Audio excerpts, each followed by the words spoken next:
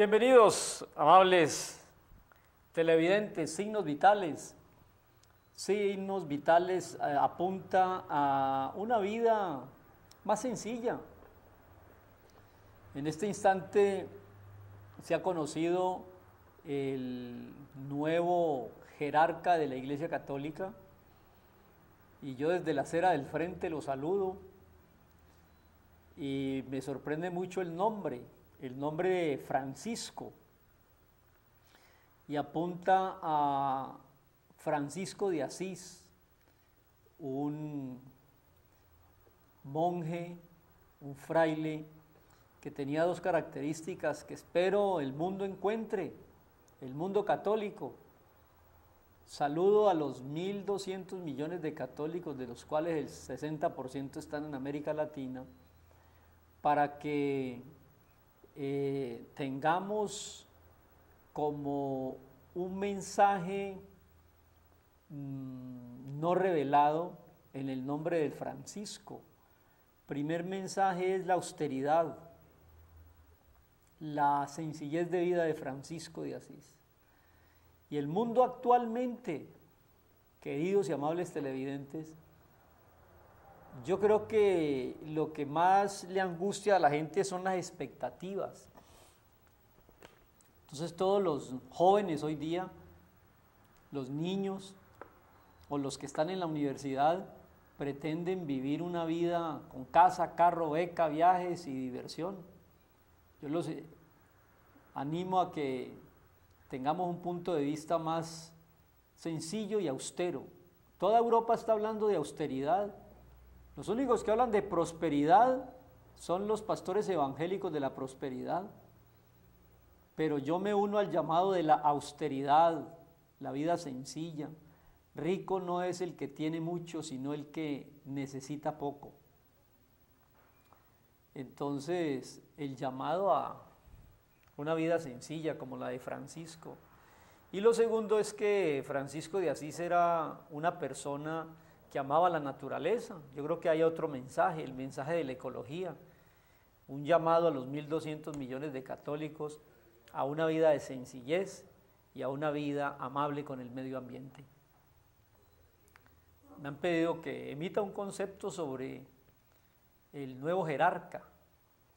Pues lo saludo desde la acera del frente con respeto por los 1.200 millones de seres humanos, pero lo que salva no es ni la religión ni el Papa, salva el Salvador, Jesús. Y a ese 1.200 millones de seres que abrazan la fe que tiene su sede en Roma, les digo que no es la religión, sino la fe en Jesús y en el precioso Evangelio lo que salva. Y el caso de Juan 5, del 1 al 18, es como anillo al dedo. En Juan 5 se cuenta una historia que yo a veces pienso que no es una historia muy bíblica, porque tiene mucho de la tradición de ese pueblo en Jerusalén, en el estanque de Betesda.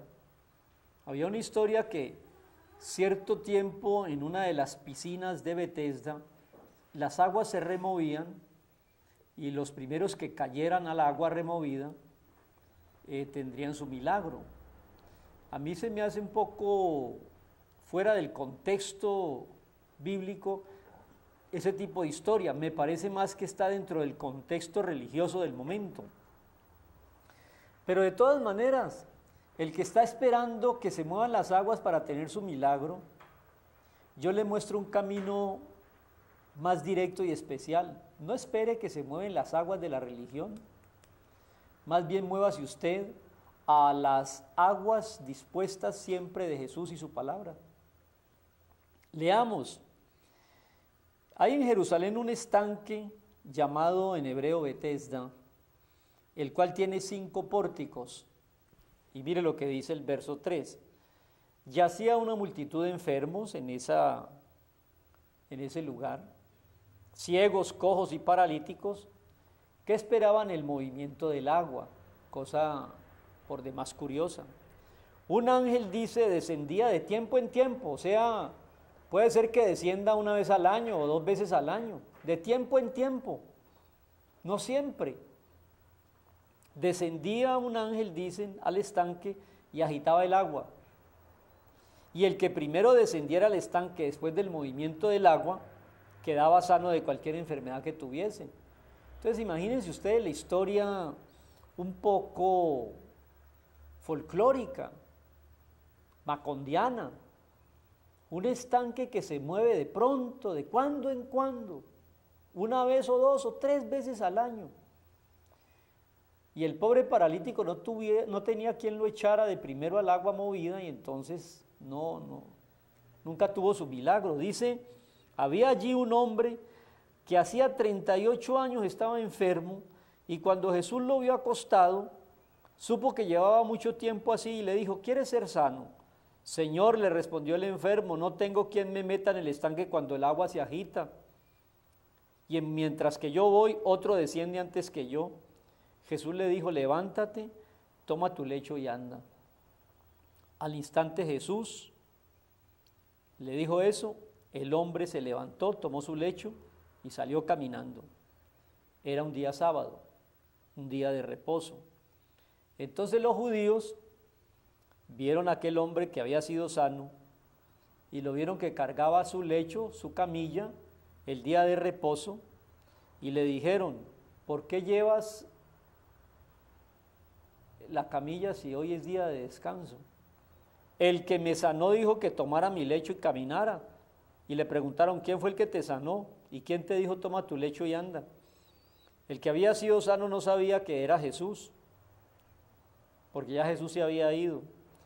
Después que lo halló en el templo a Jesús, Jesús le dijo, mira, has sido sano, no peques más para que no te venga algo peor. El hombre se fue y le dio aviso a los judíos que había sido Jesús el que lo había sanado. Entonces, los judíos perseguían a Jesús y procuraban matarlo porque hacía cosas en el día de reposo. Bueno, aquí vemos algo de lo que hemos dicho en la introducción de esta reflexión. Acudamos no a la religión que tiene unas tradiciones, que de pronto se mueve el agua y usted puede obtener un favor, sino muévase usted a buscar a Jesús que siempre está dispuesto. Aquí hay una diferencia entre la fe en Jesús y la fe en las historias religiosas. Cuando usted confía en una historia religiosa de que se mueva el agua, pasa 38 años y nada sucede. Pero cuando usted mueve su fe a Jesús, inmediatamente obtiene lo que Dios tiene para usted. Hágalo. Porque una cosa es la religión y otra cosa es el cristianismo. La religión es historias, tradiciones, de tiempo en tiempo viene un ángel a mover el agua, el que primero descienda al agua se sana. Eso es la religión. La historia de las lajas, la historia del Buga, la historia del Señor de los Milagros, la historia de Chiquinquirá. Esas son historias, eso no tiene ningún asidero. Son más bien de la tradición popular de los pueblos, del folclore de los pueblos. Cada pueblo en América Latina tiene su santo patrono, tiene su historia. Deje todo eso a un lado, que este hombre pasó 38 años esperando que la tradición de las historias religiosas le produjeran un cambio y no llegó. Pero en el momento en que vio a Jesús, Jesús le dijo, toma tu lecho y vete a tu casa. ¿Sabe cómo termina el pasaje? Los religiosos se enojaron y querían matar a Jesús, no por el milagro que le hizo al paralítico de 38 años postrado, sino porque lo hizo en sábado. Y eso son las religiones. Las religiones se van por las ramas. Se cuenta la historia de un agua que se mueve cada tiempo en tiempo, o que usted tiene que guardar el rito religioso del sábado sin importar la misericordia que Dios tuvo con ese hombre paralítico. Jesús les dijo, mi padre hasta ahora trabaja y yo trabajo. Por eso los judíos aún más procuraban matarlo, no solo porque quebrantaba el día de reposo, sino que también decía que él se hacía igual a Dios, porque decía que Dios era su propio Padre. Entonces miren ustedes, ¿qué diferencia hay entre religión y cristianismo? Aquí está. La religión te promete que el agua se va a mover. Pasas 38 años y no logras algún cambio en tu vida. Y así se te fue la vida en buscar guardar tradiciones religiosas. Cuando tienes un milagro te critican porque no guardas el día de reposo. Te critican a Jesús porque te sanó. Y critican a Jesús porque siendo hombre se hace igual a Dios. Todo eso es la religión. Déjenla a un lado y empiece a pensar no en historias y tradiciones y costumbres religiosas, sino en el cristianismo. ¿Qué es el cristianismo? Jesús me viene a buscar. Mire que el ángel venía a mover el agua, pero Jesús fue el que llegó al estanque de Betesda. Jesús te está buscando. Jesús te hace la pregunta, ¿quieres ser sano? ¿Quieres ser libre de ese vicio? ¿Quieres ser libre de esa atadura? ¿Quieres ser salvo? ¿Quieres tener vida eterna? Levántate y cree en mí, dice Jesús. Yo soy Dios hecho hombre, que es como termina el pasaje. Por esto los judíos aún procuraban matarlo, porque no solo quebrantaba el día de reposo, sino que también decía que Dios era su propio Padre haciéndose igual a Dios. Amable televidente, Jesús es Dios. Jesús es Dios. No crean historias religiosas de movimientos de aguas o de apariciones en Buga o en Chiquinquirá o en Las Lajas. No crean esas historias. Crean en Jesús. Crean en Jesús. Jesús es Dios. Él no te hace esperar 38 años. Él te sana inmediatamente. Aún por encima de la tradición religiosa de guardar un sábado, Dios te sana. Deja las historias religiosas. Dejas esas tradiciones religiosas y ven a Jesús, ven a Jesús. Él es Dios, Él es Señor. Él no te hace esperar 38 años, Él te sana ya, en el momento en que confíes en Él. Muy bien, Juan capítulo 5 del 1 al 18, una historia de mucha tradición, pero una historia de gran lección y consolación para los que hemos creído solamente en Jesús.